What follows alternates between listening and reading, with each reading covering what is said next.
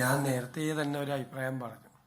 CPM-നെ തോൽപ്പിക്കാൻ എളുപ്പമാണ്, പക്ഷെ തോറ്റെന്ന് അവർക്ക് ബോധ്യപ്പെടാൻ വലിയ പാടാണ്. അവർ ബോധ്യപ്പെടാൻ അതിൻ്റെ ഭാഗമായിട്ട് സത്യത്തിൽ ആ ചർച്ചയാണോ അവരുടെ ജില്ലാ കമ്മിറ്റികളിൽ നടന്നത്? അതാണോ ആ ചർച്ചയാണോ? ഈ പറഞ്ഞ കാര്യമാണോ അവിടെ ചർച്ച നടന്നത്? BJP UDF-ന് വോട്ട് ചെയ്തുകൊണ്ടാണ്. ഞാൻ മുഖ്യമന്ത്രിക്ക് മറുപടി കൊടുത്തല്ലോ നിയമസഭയിൽ.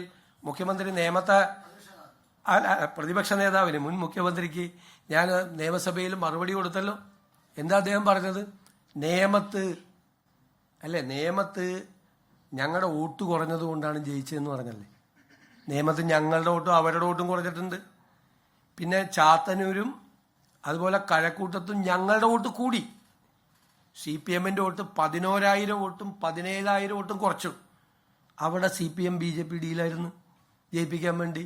കാരണം BJP-യുടെ ഏറ്റവും വലിയ നേതാക്കൾ അവർ മത്സരിച്ച സ്ഥലത്താണ് ഈ വിജയം ഉണ്ടായത്. അതാണ് ഡീല്. അവരുടെ കയ്യിൽ അവരുടെ മുതിർന്ന നേതാക്കൾ കൈവശം വച്ചിരുന്ന സീറ്റുകളാണ് വെള്ളിത്താളത്തിലാക്കി BJP-ക്ക് കൈമാറിയത്. മനസ്സിലായില്ലേ? ഇതൊന്നും ആയിരുന്നില്ലല്ലോ അവരുടെ ചർച്ച.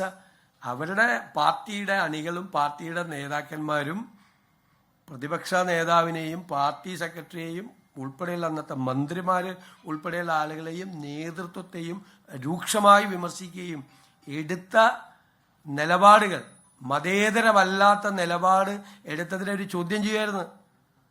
അതായിരുന്നു അവിടെ ചർച്ചയിൽ നടന്നത് അല്ലേ? അതൊക്കെ ഇപ്പൊ അവസാനം കുറച്ച് കാര്യമൊക്കെ സമ്മതിച്ചു. അതിന്റെ കൂടെ വെറുതെ ഒരു മരുന്നിന് വേണ്ടി ഇത് ചേർത്തെന്ന് മാത്രമല്ല, അത് ഗൗരവമായിട്ട് എടുക്കണ്ട.